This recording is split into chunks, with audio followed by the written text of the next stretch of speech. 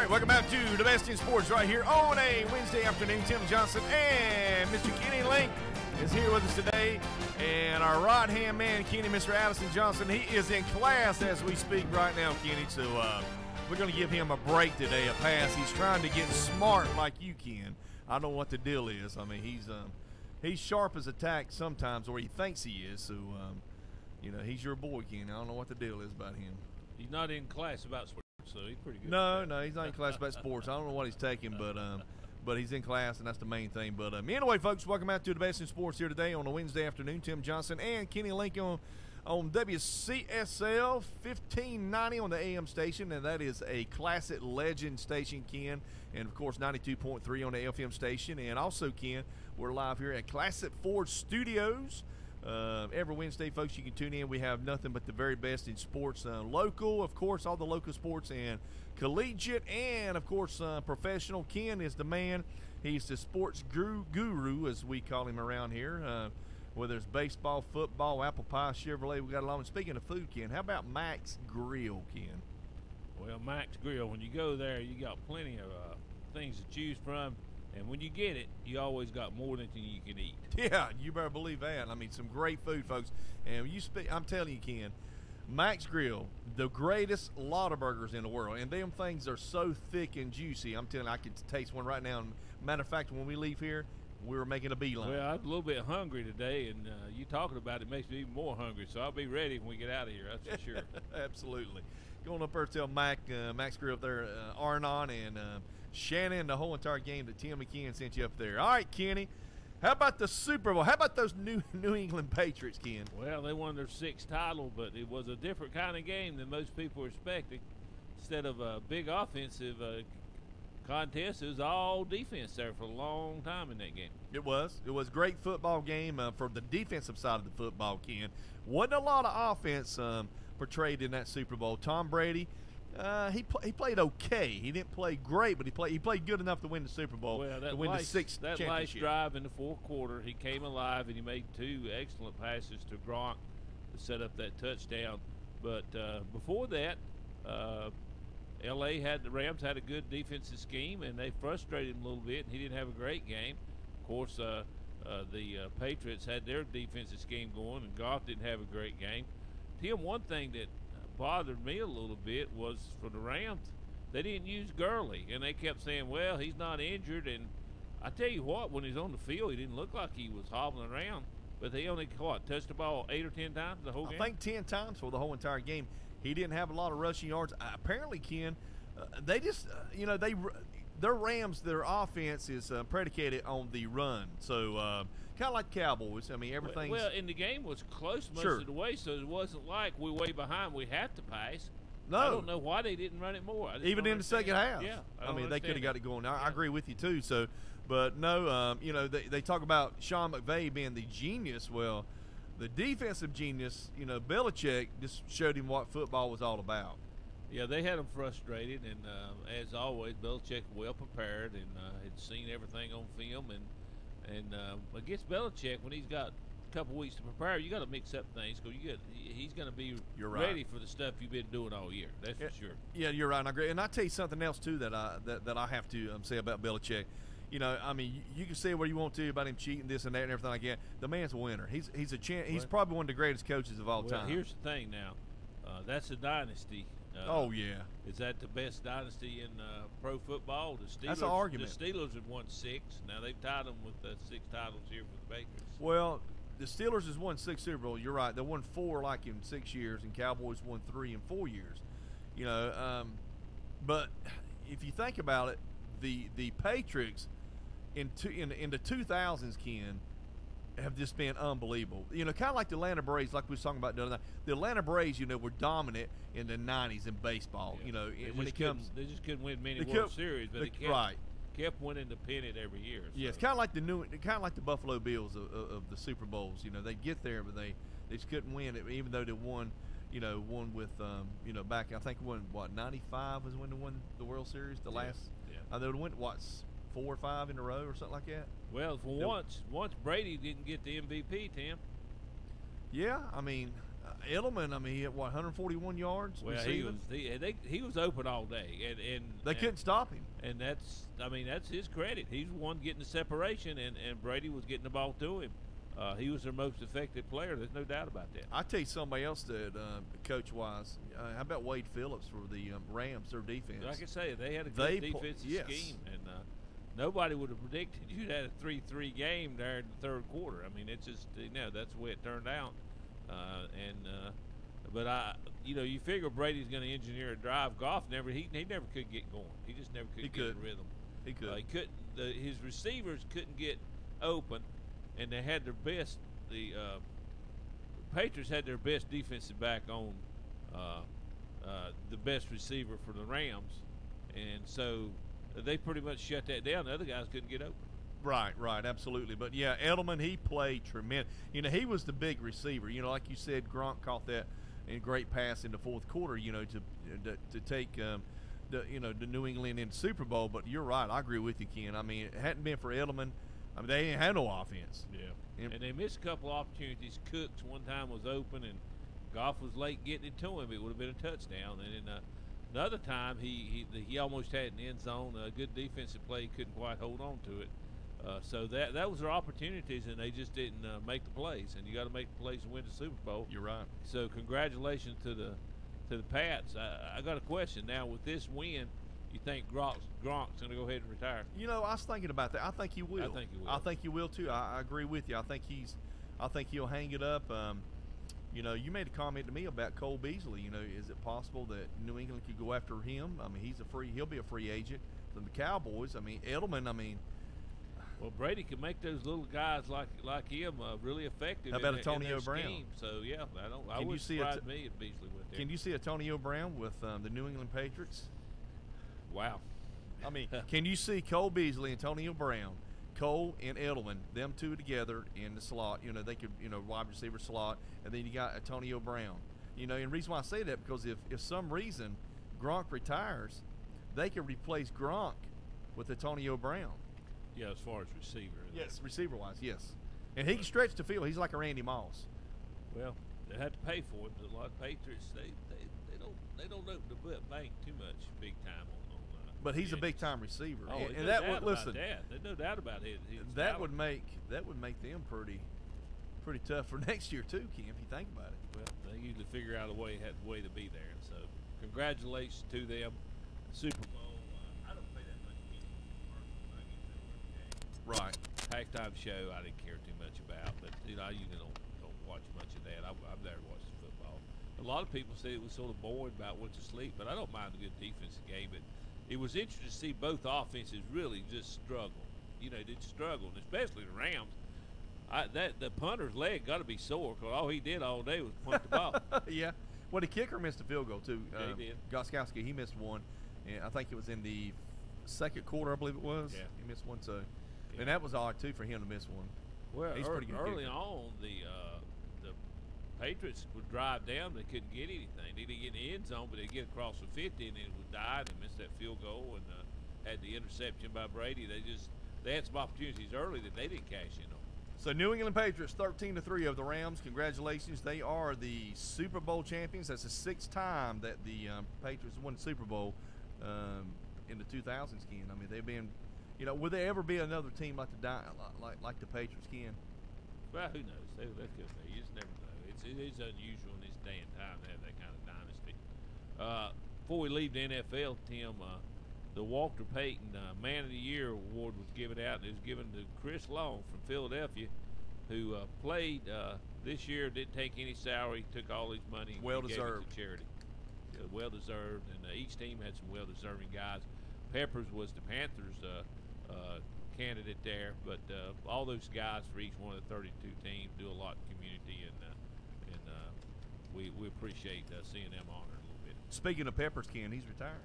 Yes, he is retiring, and I thought he would after this year. And so the Panthers got a big hole there as far as defensive end. That's I think their biggest need as they go into draft on defensive side. They got to get defensive end help. They also need some safety help. To me, that's the two biggest needs as they go into the free agency and draft. Yeah, like you said, they'll get them a defensive end probably in the draft. I would think so. That might even be. I was expecting with their first pick, which is 16th overall. I think they'll take the best defensive end that's available. I think that's be a good pick. They got some good ones in there. So they do. They'll get a good one, I think. Julius Peppers, real quick, guys, the only athlete in sports history to both play in a Super Bowl and a Final Four. Yep, sure did. Did it for Carolina Tar Heels. Absolutely. Great basketball player too. Played well. I remember. Yes, really good. Yeah, played in power forward, small, big forward. He played power forward. He played with. It was on the Ronald Curry teams. They both played football and basketball. Remember those? Yes.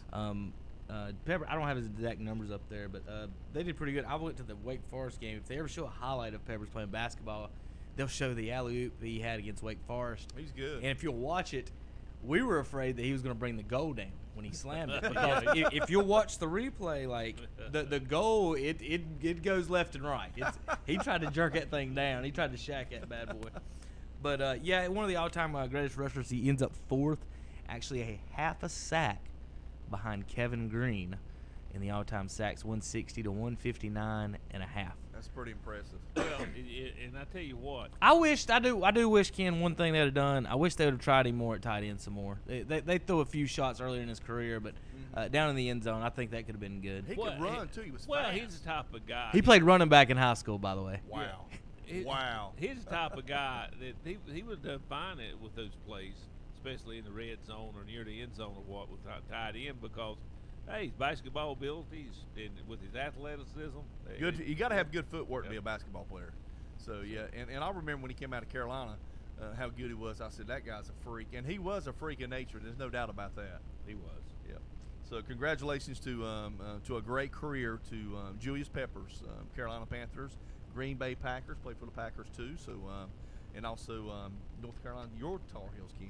We're going to get to the Tar Heels in a little bit. We're going to talk a little bit of college basketball here in a few minutes. And Tim get to talk about one of his favorite teams, NC State Wolfpack. Absolutely. All right, folks. We are going to go to a commercial and we'll be right back right here on the Best in Sports right here on the Wednesday afternoon. Tim Johnson and Ken Lincoln. We'll be back after these fine commercials.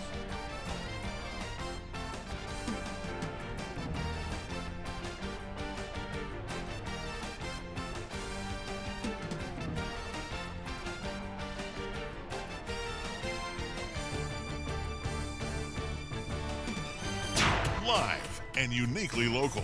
It's a community station. Carolina Country, 92.3 FM, 1590 AM, WCSL Cherryville. It's Sweetheart Saturday, this Saturday, February 9th at Renato Auto Mall in Shelby. Take a test drive and get a free box of Valentine candy. Plus, you'll have a chance to win a special Valentine package, including free night's lodging at the Hampton Inn, a dozen red roses, dinner for two, and 2 tickets to see Ronnie Millsap and Pam Tillis in concert, sponsored by the Earl Scruggs Center. Be there this Saturday, 10 to 2, for the Sweetheart Saturday at Renato Auto Mall, 4423 East Dixon Boulevard in Shelby. James Wholesale Mulch Yard is now open on Highway 150 West between Cherryville and Waco beside Southern States. Open Monday through Saturday from 8 a.m. till 5 p.m. and on Sunday by appointment. You'll find mulch, gravel, straw, trees, pine needles, and more. Plus, James Wholesale Mulch delivers and installs by request. Call 704-884-1142 for details or directions, or look us up on MapQuest for directions. And call James Tree Service for tree trimming, removal, stump grinding, and all bucket truck needs. We have 23 years experience and rated A+ with the Better Business Bureau. Call us today at 704-884-1142. We take special orders for shrubs, trees, and more, and we accept credit cards. James Wholesale Mulch Yard and Tree Service. Is the cost of ink driving your profits down? Then listen up. Discount Ink Jet and Toner is here to help. Discount Ink Jet and Toner specializes in refilling ink jet and toner cartridges. Cut your ink costs by as much as 50% or more. Discount Ink Jet and Toner, located on 410 East Franklin Boulevard in Gastonia. 100% satisfaction guaranteed. The Shop Incorporated in Cherryville is growing. Now, growth is good, but because of this growth, the Shop Incorporated needs to hire more employees to help keep up with the work coming in. Just contact Mark Booth at the Shop Incorporated, 704-435-0184, or drop by their office at 1034 Marys Grove Road in Cherryville. It's a great time to get on board. And don't forget, coming soon, a second additional location on Highway 150 West in Cherryville. Again, call the Shop Incorporated at 704-435-0184 for the Shop Incorporated, 1034 Marys Grove Road in Cherryville. Dr. John L. Cloninger III of Lincolnton will brighten your smiles with professional cosmetic dentistry and smile enhancement procedures for everyone. Even Duke fans will smile at the work of this Tar Heel. The office of Dr. John L. Cloninger III is located at 904 Doncha Drive. For an appointment, call 704-735-0765. That's 704-735-0765. And John III says best wishes to all high school athletes. Maybe a punctuation mark on a career night. At Cherryville Auto and Truck Parts, we are now able to give our customers one of the largest inventories in the area. We have moved from the small blue building to the newer location at 1313 Shelby Highway. We are now in the former Marvin Beam Ford building. We stock many more parts for your auto, heavy-duty truck, tractor, and hydraulic needs. Come check us out at your Napa store in Cherryville, located at 1313 Shelby Highway, across the road from WCSL. Pain or no pain, your wisdom teeth should be checked every year. Some wisdom teeth can become impacted, which can lead to cysts, tooth decay, and gum disease. Wisdom teeth can cause crowding, painfully damaging adjacent teeth. Not all wisdom teeth need to be removed, but they all do need to be monitored by an oral and maxillofacial surgeon. Find a surgeon near you for a complete examination at myoms.org. Saturday morning sports talk, 8 a.m. until 10 a.m. right here on Big O Country, WCSL 1590 a.m., Cherryville, Gastonia. Okay, welcome back to the best in sports right here on a Wednesday afternoon. Tim Johnson and Mr. Baseball himself, Kenny Lincoln, is live with us today. All right, Kenny, you got some basketball up your sleeve, don't you, buddy? Yeah. Let's talk a little bit of NBA. We got the All-Star game coming up this weekend in Charlotte. Also got the trade deadline for NBA tomorrow night. So Kevin's here with us. Let's talk a little bit of NBA stuff. Let's knock it out. No, what's it? I'm yelling at Tim to quit messing with my mouse real quick. Okay. I'm trying to play. Well, catch that thing. I see there's already been a minor trade. Reggie Bullock, previous Tar Heel, is got traded over to the LA Lakers from the Detroit Pistons. He's a good ball player. And he's been playing about 30 minutes a game, averaging about 12 points a game. Good, obviously good three-point shooter. But there's been a lot of talk about Anthony Davis. Is he going to get traded to the Lakers? The Celtics said they wouldn't mind talking to him. Where do you think he's going to end up, Kevin? Well, here's the thing. When Kawhi Leonard asked for a trade, they didn't send him to the Lakers or the Clippers, who he wanted to go to. Yeah, they don't. Not only did they send him to the other conference, they sent Kawhi Leonard to another country. Yeah, yeah. Like there wasn't no playing around with what the Spurs were. I'm not trading you to the Lakers. Now, what's funny is if you notice what the Pelicans have asked for, they've asked for all their starters. They've asked for all their next 8 draft picks, first and second round. That's ridiculous. Or next four years, 8 draft picks, first and second round for the next 4 years. So they've asked for that. The Lakers are saying no on that one. They're balking on that one. So and they're also wanting the Lakers to take some bad contracts too in that. So they're basically wanting to trade teams. Basically, is what the Pelicans are trying to do, and I don't blame them one bit. If I was them, like I said, I would send him east to whoever would give me the best offer. But if you can get the Lakers to give you your whole team, yeah, at some point you got to take what you can get, don't you? As Lonzo Ball, is he part of that deal? Yeah, that's what I thought. That's a lot of it too. His daddy's come out and said he don't want to go to New Orleans. He wants to go to Phoenix, and I don't know who he thinks he is to be making demands like that. Ken calls him Butterball. He's not that good to be making demands. He's not averaging 20 points a league. He's not the best player on the team. I don't know why. I do know why. He's crazy, but other than that, so he's not the next coming of Magic Johnson. So looking at the Hornets, Ken, they're in trade talks right now with Memphis to bring in Marc Gasol. They haven't come out with saying what the compensation might be or anything like that, but the Hornets are in current talks right now, and Gasol said last night he expects to be a Charlotte Hornet by the deadline on Thursday. So we may be getting another center here in Charlotte. Wonder what they got to give up. Well, that's what we don't know. I actually got to get in. Monk mentioned, but I don't know what that would happen. Yeah, Monk's one of the names that they're talking about. That's really the only youthful asset they really have because they've blown all their trades. What I would love for them to do is to dump either MKG or Marvin Williams, but I don't know if that's going to happen or not. They're in a weird spot. And for example, we was talking about the Lonzo Ball thing, Ken. Like he's making a demand not to play for the Pelicans. Well, let's back up on the Pelicans a minute. They came from Charlotte, right? So it's basically Charlotte. Right. They're basically Charlotte Hornets West, a small market team. Sure. So you've got the best player on the team who was drafted 4 years ago, already demanding trades and get out of his contract. You've got other players that they're asking to trade to don't want to come to New Orleans. In the Charlotte Hornets, 30 years, they've never signed a big-time free agent. Every single thing they've ever done has been a trade. Free agents are not coming to small market teams. And you see Lonzo Ball is trying to refuse even being traded to New Orleans. And so if that's said, I do think the NBA has got to sit there and say something. You can't allow these players to demand trades and move around exactly where they want to. Because of that reason alone, the small market teams will never compete, and it's not fair with the way it's structured.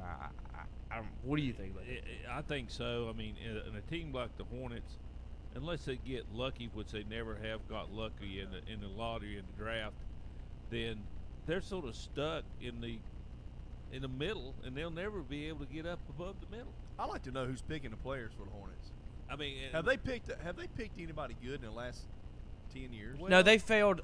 It's since they picked Kemba. You don't want me to. I've got it written down back here, but they've passed. Their starting lineup basically could be Kemba, Giannis, Barnes, Embiid, and somebody. I don't know. There's it could be like the best lineup in the NBA, and all they had to do was draft correctly, not make any trades, not signing free agents. If they would have just drafted correctly in the past 7 years, they could have one of the best teams. So who is evaluating these kids coming out of college? That's my thing. The GMs and the players. They got a new GM now, so you got Rich Cho was the last GM. He went through 6 years of failing. Jordan's got a lot of input on it. We don't know exactly how much. That's a head scratcher. That's the thing. I mean, he's the greatest basketball player ever played a game. And here's the thing about Kupchak. Kupchak is GM in L.A. He did a real good job with free agents and trades more than the draft. I mean, he ended up with, Kobe there, but that was a deal that was done at the beginning. Yeah, he didn't. So I mean, I don't know. We'll see what Kupchak does in the draft. It's really disappointing when you see some of the players that went on and done very well in the NBA that they could have had, and they just passed on because they didn't think they were the talent that. Where does Anthony Davis want to play at, guys? He wants to go to LA with LeBron. Yeah, he wants to play. I mean, Can they beat the Warriors if they had him? No. I don't think so. I don't think they can either. I agree with you. Yep. You think LeBron would take LA to a championship? That's the question. Will he do that? Ken, do you think he can? He's going to have a lot of talent around him. Well, with what they have now, I don't think he can. And even if they make a few moves, I don't think they'll be good enough to do that. Again, he's playing in the West. He's not playing the East anymore. No, you're right. I mean, you take competition. There's a different world. You take the middle part of the West, it beats up people in the East all the time. You think LeBron, reason why he went to the Lakers, he's trying to possibly get his movie career going? Because I can see him in the movies. He's that type of person. I don't know. It just he's wants to skip around to all different teams and call the shots. He wants to be the GM and the player. And I know the NBA's a players' league. It's a little bit ridiculous. I mean, nobody wants to play with him. Yeah. Give you some fun stats. People talk the Jordan Michael thing, guys. Michael in his career only had one teammate in his career that made the All-Star team while he was a teammate of Michael Jordan's. His name was Scottie Pippen. Yeah. Now, until Jordan had Pippen on his team, he got in the second round about every year. So for 5-6 years, he was in the second round. The year Pippen came, he got hurt his rookie year in Game 7 against Detroit. The very next season, the first year Jordan and Pippen played a full season together in the playoffs, they won. And they never lost again together. Beat the Lakers that year. Look at Jordan's scoring championships. He's got 10 in 13 seasons. or 14 seasons, official seasons. Of those 14, let's go over the 4 that he didn't lead the league. The first one was his rookie year. Can't blame him for that, right? We'll put an asterisk on that. The second one was his second year when he broke his leg and only played 15 games. The other 2 times in his career where he didn't lead the league in scoring, he had a Washington Wizards jersey on. So the only time Jordan played a full season that wasn't his rookie year, he led the NBA in scoring. Michael never lost in Olympics. LeBron lost more Olympic games by himself than this country has lost in history. Let me repeat that. In the 40s, 50s, 80s, and whatever, USA basketball has lost 2 games in its history. LeBron has lost 3. LeBron has 1 scoring title. During his career, 12 other players – that's 12 – 9 other players have led the league in scoring during LeBron's career. 9. Not 1 or 2 other studs. 9. 12 players in the history of the NBA have multiple scoring titles. LeBron isn't one of them. He's only had 1 scoring title in his career. Let's see. His 6 finals losses are the 4th most in NBA history. He's had 6 All-Star teammates that I count off the top of my head. I'm trying to look for another one. I said Michael only had 1 that made it. He's had 6. He actually had 2 in Cleveland in his first stint. So before he ever played with Wade, Bosh, all these guys, he actually had more All-Stars in his first Cleveland stint with Mo Williams and Zdrunas Ilgauskas than Michael Jordan ever played with in his career. Well, the big picture is, Kevin, to me, is that Michael just didn't want to lose. I don't think people that didn't see him play, one, don't get it, and then other people, if you haven't played basketball, you don't get it, because there's a point in almost every game. You get down 3, 5 points, it's almost the end of the game, and that one guy usually takes over, and you have to stop that guy, and he wills his way. It don't matter if it's a pickup game at the Y or somewhere. Yep. That's that one guy. That's that point where somebody needs to do something, and the guy steps up and said, "I'll be the one that does it." And that's what Jordan always did. That famous, I don't know if you remember this, Kevin. I'm sure you probably heard the stories and stuff. It's Jordan, I do. Yeah, they were playing the Knicks. Remember when he walked over to the coach of the Knicks, and it was in the 4th quarter, and he looked at the Knicks, he said, 4th quarter, my ball. Steve Smith. He told the coach that. Steve Smith said he went out there and played him one time, and the first shot he made, he said 38. The next shot he made, he said 36. And the next shot he made, he said 34. He said, I didn't realize it till then. He's counting backwards to 40. Yeah. On my head. We just out here, I thought we was playing basketball, and this dude's out here counting backwards to 40. Listen, he's got to be.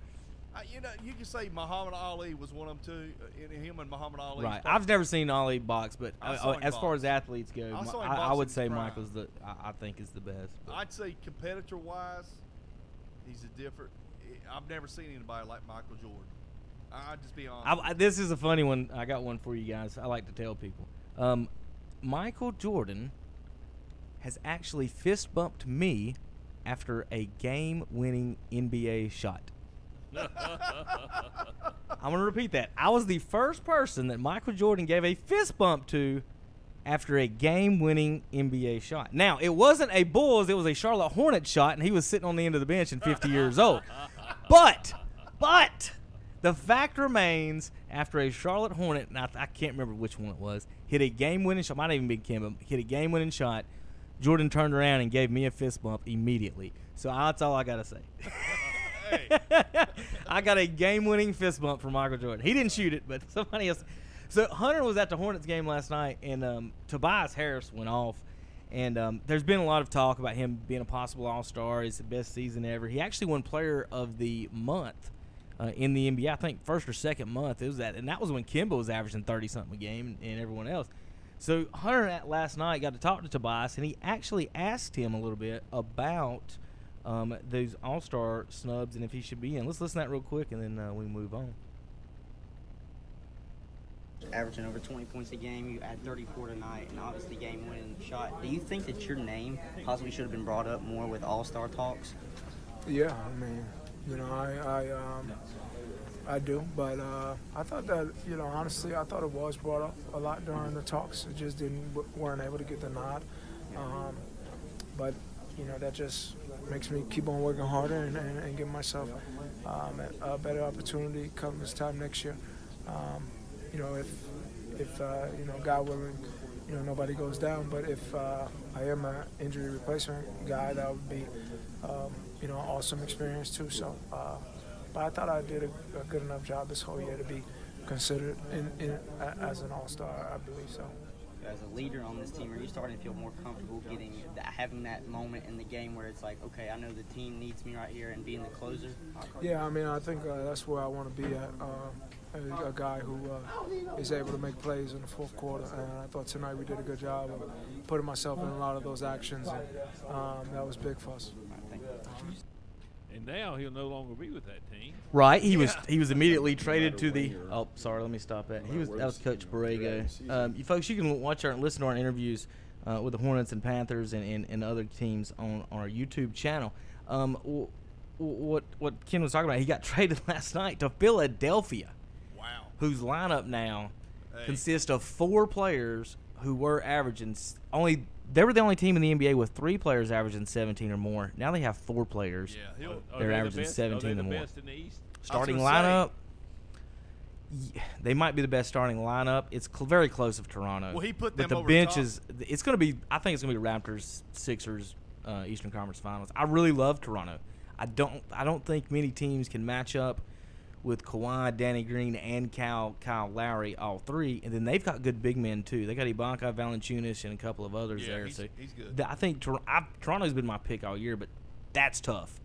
There's a lot of head cases and non-shooting there, maybe, but they got Redick now and Tobias Harris, so they got 2 shooters instead of just Redick. So Redick can shoot. I do want to look at the 3-point contest, guys, here real quick. They just announced this yesterday. Here's the folks that are going to be in it: Dirk Nowitzki and Dwayne Wade were given honorary all-star nods. And back when Dirk was here a few weeks ago, I asked him if he would shoot in a 3-point contest, and he said, no, it's too late, and they won't let him. And then now he's got the nod, and they called him and asked him to come back and be in the 3-point contest. Right. So, he's a shooter. So listen to this, guys. Here's the 3-point contest. So you've got Joe Harris. I think he won it last year. Damian Lillard, Chris Middleton, Dirk Nowitzki, Devin Booker's the defending champion. Harris won it the year before. Kemba Walker from the Charlotte Hornets. I didn't realize he was a 3-point shooter. Danny Green is going to be shooting in the 3-point contest. That makes the 6th one. Mm-hmm. And then 7 and 8, guys, the Curry brothers. Yeah, I heard the Curry brothers. The Curry brothers, Dirk, Kemba, Lillard, Booker, Danny Green. It's going to be one of the best 3-point contests we've ever seen. I'm telling you right now, guys. I'm excited. I get excited about 3 or 4 shooters usually. This is 6 to almost the whole lineup is going to be able to shoot really good.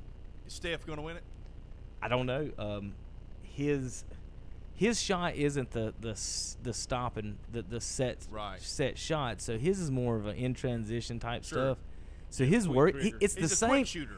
If he finds his release point, he'll be tough to beat no matter what. Now, don't get me wrong, but he's got to find. He's a moving type shooter. So those the Harris dude just stands there and shoots. Like that's all he does. Dirk kind of does the same thing. They're making a joke about Dirk real quick, Tim. Will he make it all the way around because he's so slow? Let me ask you Ken a question. Me and Ken, Kevin, I know you saw Larry Bird play, probably when he was younger. Me and Ken, we saw his whole career. I even saw him play in college at Michigan State. I'm sorry, at Indiana State. Let me ask you a question. Is Nowitzki, is he better than Larry Bird? I think so. And I'm going to tell you, they both and here's why. And I'm not saying Bird's bad. I love Larry Bird.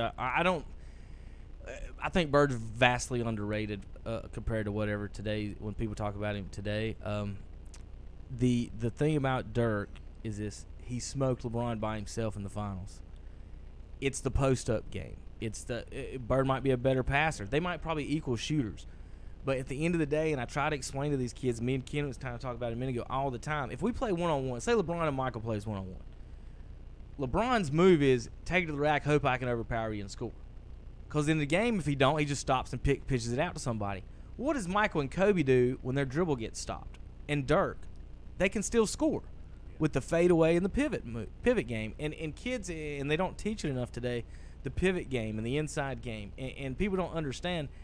If I get you, and I'll take anybody on the basket, I'll play, even if I ever played Addison and he's taller than me, I'll take him to the post, because the first thing I know is almost everyone under 6'3" on this planet has no idea how to play the post.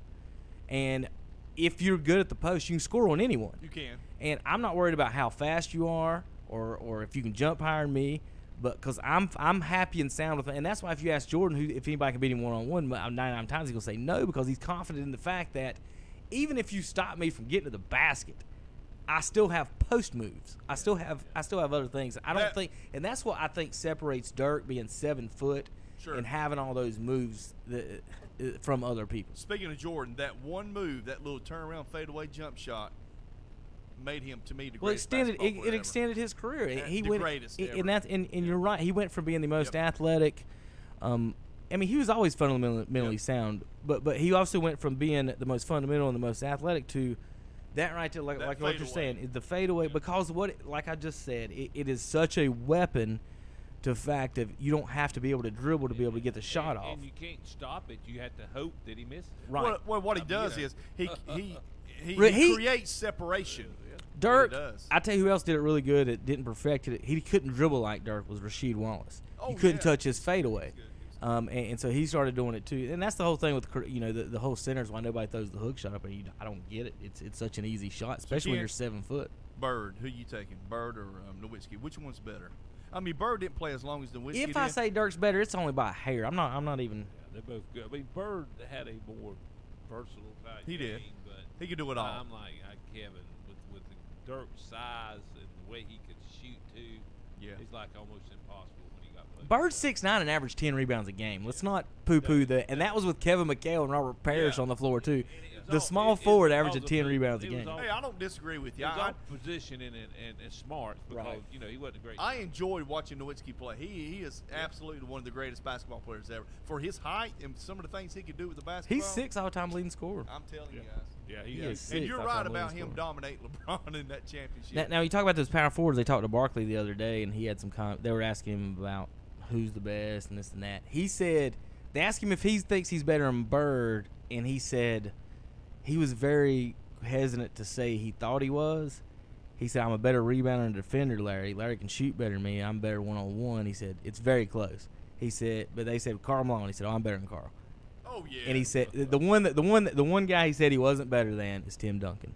And that's what Barkley says. But it's not fair to Barkley in that sense, considering Duncan's 7 foot and Barkley's 6'5". I mean, Barkley averaged almost as many points. Probably, I don't know. I think even more points and rebounds than Duncan. It might be very close. And he was 6'5". So, folks, that's the NBA report and the event this weekend, Charlotte, North Carolina, the three-point event on Saturday, and Kevin Sunday, will be there. The All-Star game. Kevin will be there. He'll be there. All right, Kenny. How about Kenny? What in the world did you do to my NC State Wolfpack last night? Carolina Tar Heels. I tell you what. And what happened to them scoring 24 points, Ken? We got to talk about this. Well, they put up 24 in a whole game. Tim, it was the least amount of points ever scored in a college game by a team that was ranked in the top 25. And then they go to it's Carolina. Also the lowest number of points in the shot clock error. That's unbelievable. Then they go to Carolina and let Carolina put up all-time record. Put 113 in part. You know, we was talking. You said, well, maybe they played pretty good defense because Virginia Tech only scored 47. Well, that's out the door. They proved it wasn't good defense. I mean, shouldn't Roy be on the hot seat today after giving up 4 times as many points as Virginia Tech did? He gave up 96 points to a team that only scored 24 the game before. Well, you know, I guarantee you, Roy. I guarantee you, and I don't know. I didn't see the after the game post-game show or anything like that. But I bet you Roy probably said, yeah, we scored 113, but let's talk about my defense. We gave up 96. Yeah, they did. I bet you money And in the second half, they got a little bit of careless, and it was a little bit up and down the floor. Everybody, you know, it got a little. They play the run in secondary Blake, so it's hard for them to even not give up a lot of points. I told them a boatload of layups. That tells you some defense. Did State ever lead in the game? No. They never come close. All right, Tim. Don't get mad at me when I ask Ken this. All right, Ken. All right. We've got how many teams in the ACC in North Carolina? You got Duke. 4. Four. Carolina, Wake Forest State. Yeah. I mean, it's about time kick State out of here. Oh, no. I mean, they've got one conference championship in football in the school's history. No, one winning season. What it was, they don't even got a conference championship. It was one winning season in the school. Over was it 7 or 8 wins or something like it, or 10 wins maybe. It's 10-win season. They got one 10-win season in football. They haven't won anything the ACC basketball since the 80s, right? They won 90s. No, Did Gugliotta win one? Yeah, that was my question. they won Did he ACC. win Yeah, one? yeah, People they won forget ACC. about him. Did y'all know he was on the Dream good. Team? Googs was really and he was good. on the Dream Team 2. I told Ken and he that got the other week. replaced. He got hurt, and he was replaced by one of the other players on was. Dream Team 2. Yep. People forget about Gugliotta. He was good. He was good all the way around. But I joke with the guys all the time on Saturdays. You know, the SEC doesn't have a North Carolina school. Oh God. Why wouldn't the SEC try to poach one of those 3 triangles? And if you're going to poach one, you ain't going to get Duke and North Carolina. You could get State. And also, hey, let's say State and all them stay in the ACC.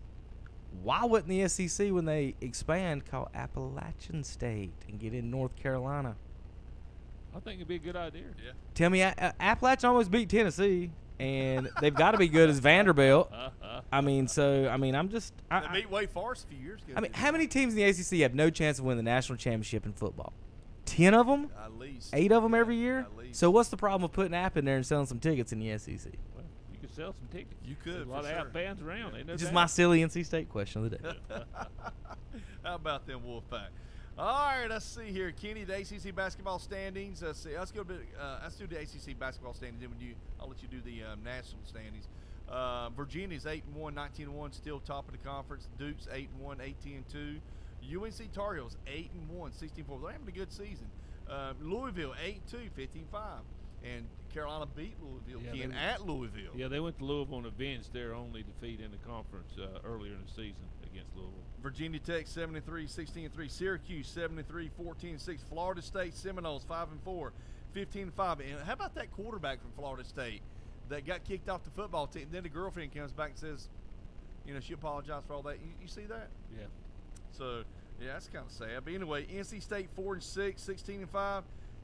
States, to me right now, Ken, they will not make the NCAA. Well, they're struggling. They're looking really bad with what they've done, and so I think you got 7 teams that can make it, and I think it's just top 7 there: Florida State, Syracuse, Virginia Tech.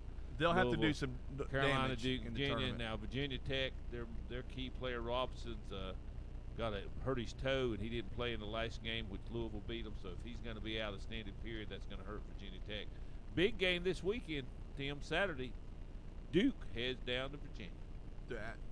I'm picking Virginia right now to win that game. Virginia will beat Duke. I'm telling you. Virginia got two tough games. They got Duke Saturday, and then they got to go to Chapel Hill this following Tuesday. That'll be interesting. So they got 2 tough road games. Yeah, you're right. So that could determine the ACC title. Yeah, and see, right Carolina only plays them one time this year, and they play them in Chapel Hill. All right, coming up in the bottom of the rankings: Clemson 3-5, Georgia Tech 3-6, Notre Dame 2-7, Boston College 2. Boston College didn't play bad against Duke. They led at halftime. They did. Duke is having a hard time playing against his own because they don't have any shooters. Speaking of kicking somebody out of the ACC, how about Boston College? Yeah, they're pissed. They went a whole year and didn't win a game in football and basketball. Yeah, they're pretty bad. There's one entry that didn't turn out good to the ACC. You got Pittsburgh 2-8, Wake Forest 2-8, and those Hurricanes 1-8. That's the bottom of the order there, Ken. And how about the national rankings, Kenny? Well, you got Tennessee still leading the pack up there. You got Duke 2nd, Virginia 3rd, Gonzaga 4th, Kentucky 5, Nevada 6, Michigan 7, Tar Heels coming in at 8, Michigan State 9, and Marquette 10. Virginia Tech was ranked 11th. They'll probably drop some. Louisville 15th, and Florida State 22. No NC State Wolfpack in the top 25 this week. All righty, folks. Quick question. Should Virginia be allowed to get a number 1 seed ever again? Yeah, absolutely. After last year. I would. Yeah, I think they should be banned. Give them a 2. Because they was 30-1 last year and they get a 1. So what do you got to do to get a 2? I'd say you can't get a 1. Well, I will say, I know you say that a little bit tongue in cheek, but that's something to consider when they had such a bad showing as the one last year. That won't happen again. I just can't see that happen again. All right, folks, we're going to a commercial break. Be right back here on the Best in Sports. We know what the community wants and needs because we live here too. Definitely in touch with the city and what's going on. Carolina Country, 92.3 FM, 1590 AM, WCSL Cherryville. Here's what's up in Cleveland, Gaston, and Lincoln counties. Brought to you by the What's Up Shopper, Carolina Country, WCSL, and the Boss, WOHS and WLON. Mark your calendar for March 26 for the annual Adult Spelling Bee in Lincolnton from the Lincoln County Chamber of Commerce. Proceeds benefit the Chamber and education in Lincoln County.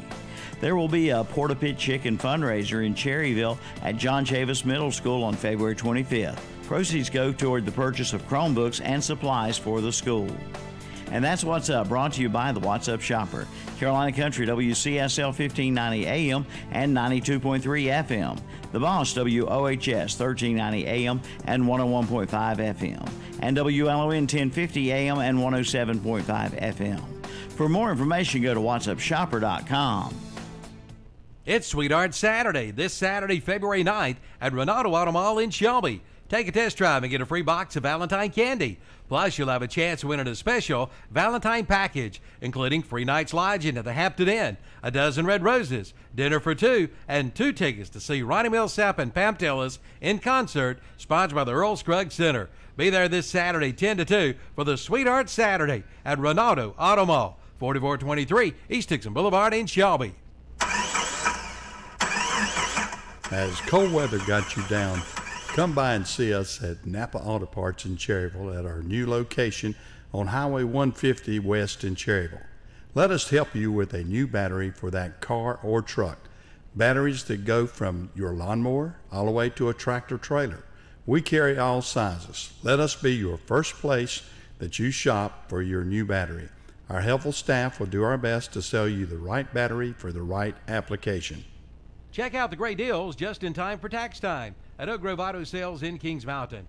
Bring in your tax money and drive away with a 2011 Ford Fusion SE priced at $99.95. Only 52,000 miles, automatic transmission, alloy wheels, V6 engine, and an appearance package. Or how about a 2012 Hyundai Santa Fe GLS for $89.95? It's a one-owner with automatic transmission, front-wheel drive, fully loaded, great gas mileage too. Check them both out today at Oak Grove Auto Sales, Service and Body Shop, 522 Oak Grove Road in Kings Mountain, online at oakgroveauto.com. Hi, this is Milton Baker from Memory Lane Antiques and Finds in downtown Krause beside the post office. Thanking you for a great 2018 and hoping to serve you in 2019 with local hometown service and great friendly people. From antiques to our Christmas room to things you can use daily. Come to Memory Lane Antiques and Finds in downtown Krause and see what we have. We are open Tuesday through Friday from 1 to 5, Saturday 10 to 3. Or call 704-240-4044 or 704-473-2794 for an appointment. Memory Lane Antiques and Finds in downtown Krause beside the post office. The Carter Chevrolet Swap Shop on Big O Country, 1590 AM WCSL Cherryville, Gastonia, online at ktcbroadcasting.com. Okay, we're back here on Best in Sports Show here on Wednesday afternoon. Been talking a lot of basketball, and just quickly back to say in college football, today is the 2019 College Football National Signing Day. And a lot of these players have already committed. Some of them have already signed their letter of intent, but there'll be some that hadn't made up their mind yet, and they'll be deciding today. As far as who's having the best recruiting classes, well, it's the normal folks that are good in the top 10 every year. Alabama, Georgia, you got LSU, you got Texas A&M, a lot of SEC teams. Clemson's in there in the top 10. Penn State's in the top 10, and that was going into today's game. But here's the thing: Clemson is got the best recruiting class coming in the ACC. Florida State's next, and guess who's third? The Carolina Tar Heels. Mac Brown came in there and done a tremendous job of getting those kids interested in Carolina and signing them. And Tim, they may have a top 40 class, which is amazing, being he came in and they only had a few commitments, and a couple of those they had pulled back because Fedora was fired. So he's done an outstanding job of recruiting and getting some guys to come to Carolina. You know, we talked to Sage Surratt, Chaz Surratt's brother. Yeah, he's younger coming brother. back. Yeah. He's coming back, and that's what Sage was telling me. He's not leaving. He's coming back. So, you know, that's good news for not only for our area, but for the Tar Heels too. We know what Chaz can do. Yeah. He just, to me, he was just with the wrong personnel. And I did see an article after we found out about that where they was talking about the guys in the quarterback room for Carolina, and they talked about him. And So, I'm gonna tell you something, Ken. Mac Brown likes that type of quarterback, and he'll turn Chaz loose. Watch what I tell you. Tim, this weather has got me just Want to play anxious golf. for some baseball. For some baseball, man. It's baseball. I'm It's baseball spring- too, but I want to play some spring golf. baseball weather here, Tim. And the catchers and pitchers will be next week heading into spring training, always around Valentine's, 13th to 14th. That's when they head in there. And we got some big free agents that still haven't signed. Bryce Harper and Manny Machado are still out there. They've yet to sign with anybody. Several teams are angling. I think they're looking for the big payday. I don't know where they'll end up. Where do you think Bryce Harper end up? I don't know. Philadelphia, we talked about him. I saw but, there's a lot of teams that love to have him. How about the Yankees? They got deep Seattle pockets. talked about him. Is that a possibility? It's a possibility. Yankees got, they got. They always money. like that big Yeah. splash. And somebody asked Judge if they got Harper, would he have a problem moving to another outfield position? He said no, because he plays right field Sure. at the Yankee Stadium. Yeah, he ain't taking Judge's place. So I don't know. Manny Machado, he's a good ball player. Between the two of them, if really- I was signing Machado, I would. absolutely, I like you. I'd go 100%. Machado rather than Harper. Harper's a little bit inconsistent, Yep. and he's had some injury problems. We talked about that last year. So we'll see how that. We're just talking in the break with Kevin. There's some changes being considered by Major League Baseball and the Major League Baseball Association for 2019. One of them is putting the DH in the National League, making it universal all over, making a requirement that a pitcher has to face a minimum of 3 batters, and a 20-second pitch clock, and also increasing maybe the size of the roster. Right now, the roster, you can only have 25, so they're talking about that.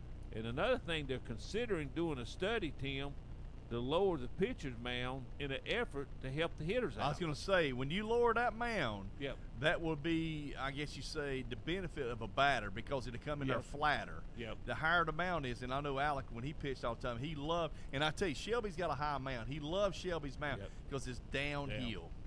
So they're going to do a study. Be a on lot it. of home runs. I don't know how they're going to conduct the study, but they're going to do the study. But the reason they're doing it is to see how much they can help the hitter. I'm telling you right now, when that happens, the ball will fly to the ball. Now, I tell you what they'll do.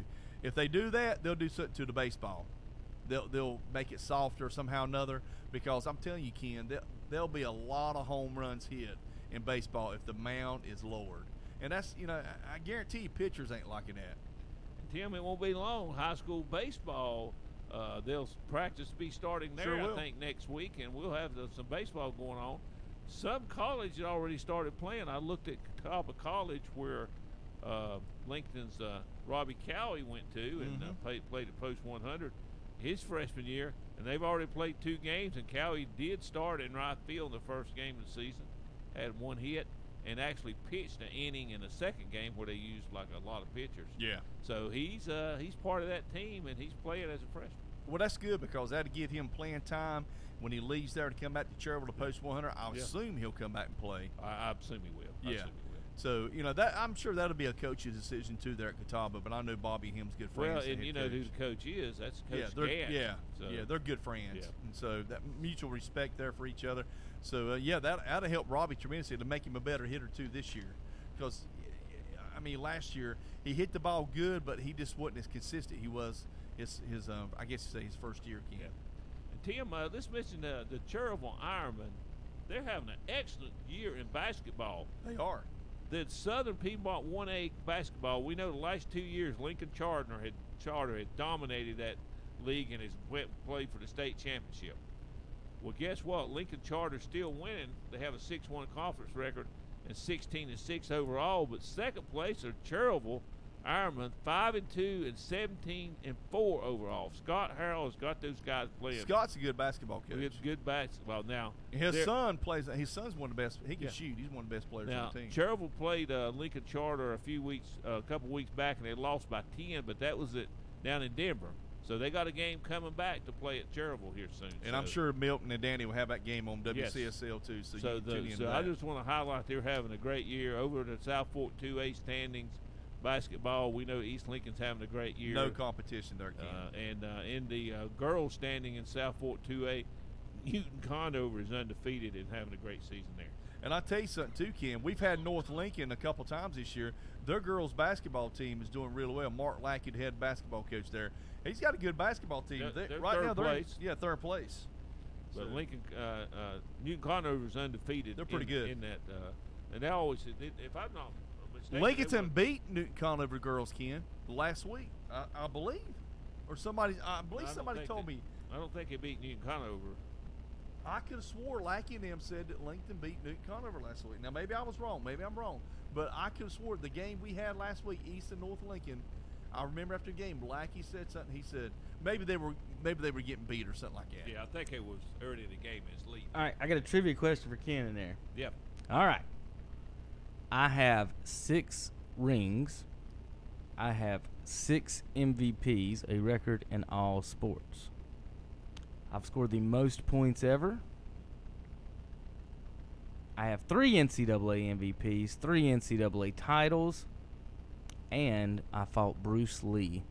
Who am I? Oh, that's easy. That's easy there. Kareem Abdul-Jabbar. Yeah, absolutely. Lou Alcindor. Yep, I remember that. Yep. Bruce Lee gave him lessons back in the late 60s, early 70s. Actually, he was in a movie called Enter the Dragon. Yeah, he was in that where he had to go upstairs. Had to go up the stairs, and as he got to the highest one, there was Kareem waiting on him, and he broke his neck in that movie. Is how you beat him. Here's you something to think about, guys. This is a Woody Page comment. The fact that there's a highway to hell and a stairway to heaven says a lot about anticipated traffic numbers. That's a good one. You go down. That's pretty good. Up and down. There you have it, folks. That's the best in sports here with you on of course, this Kevin, you gonna knock it out for us? Kevin Hastings in the studio. You can listen to Kevin Saturday. I've got Sunday in my mind, Ken.